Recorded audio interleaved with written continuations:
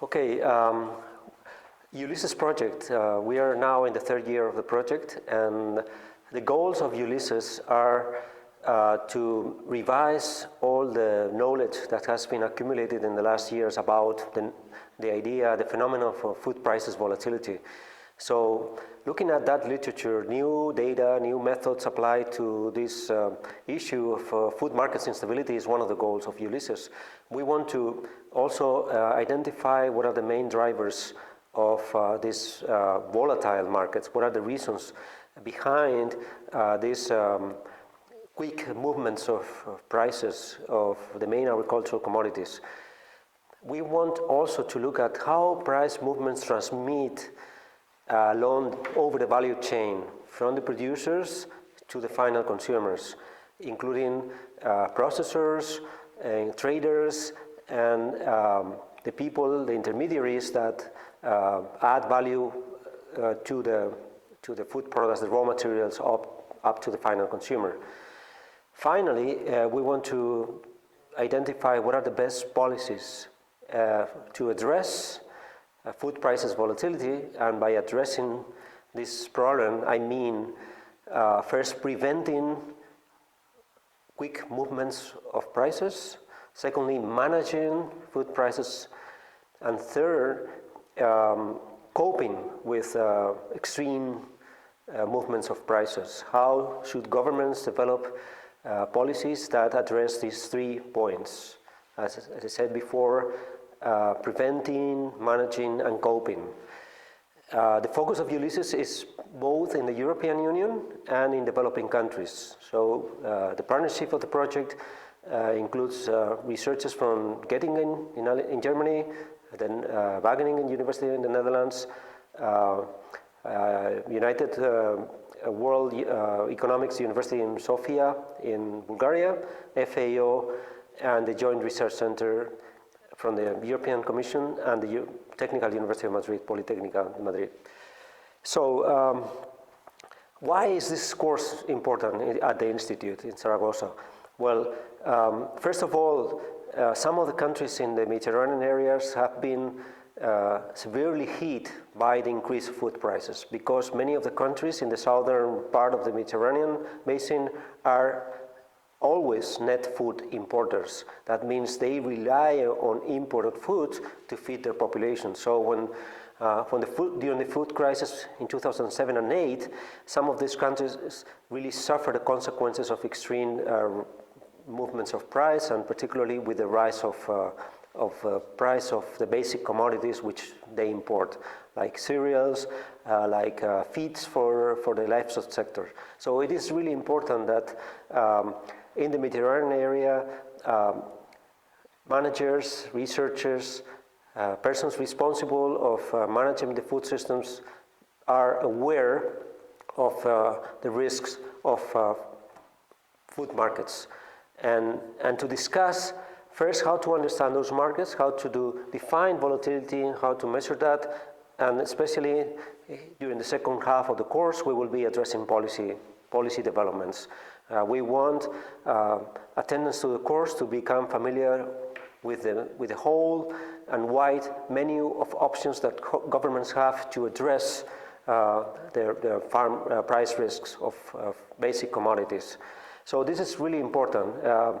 Another factor is that the literature knowledge is not, there is no agreement on many of the underlying factors and drivers of these processes. So it is important that professors and instructors to the course come here and discuss what are their ideas about how to interpret the movements of prices and how to develop and design the best policies to manage and to cope and to prevent food prices volatility.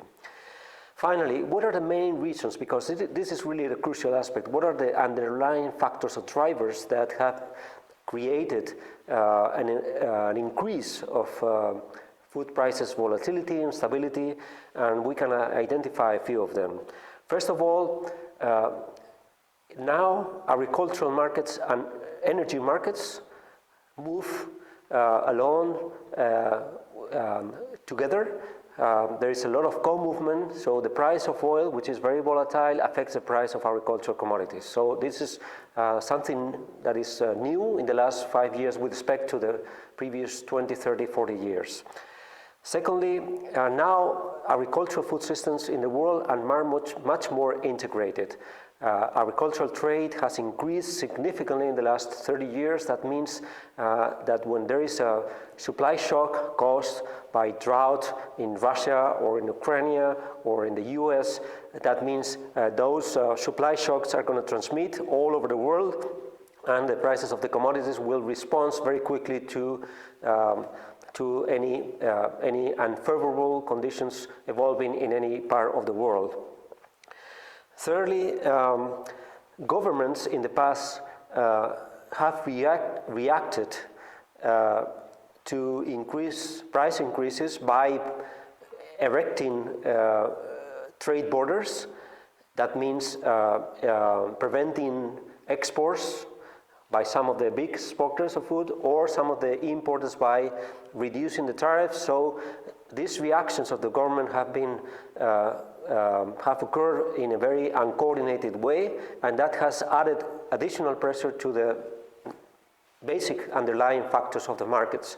So another conclusion of the course and of our ULYSSES project is that there has to be a much stronger and robust governance system for agricultural markets, because there is a need to coordinate the policy responses from both exporting and importing countries in order to reduce the tensions that occur and that could occur in the future because of increasing prices of oils, increasing demand of food, or some of the shock in the climate that could reduce production in some countries. Finally, another factor that is important is that agricultural commodities are now integrated in the financial structure in the world. That means that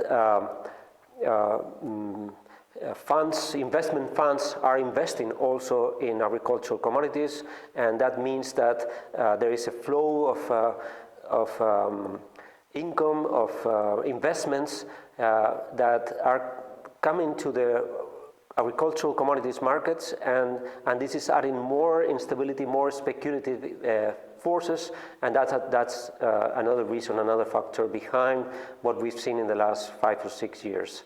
So this course at the Institute will look at all these aspects, and we hope that attendants at the end of the course will learn much more about how to understand these processes of markets, and also, and more importantly, how to react to these challenges for future agriculture and stability of food markets.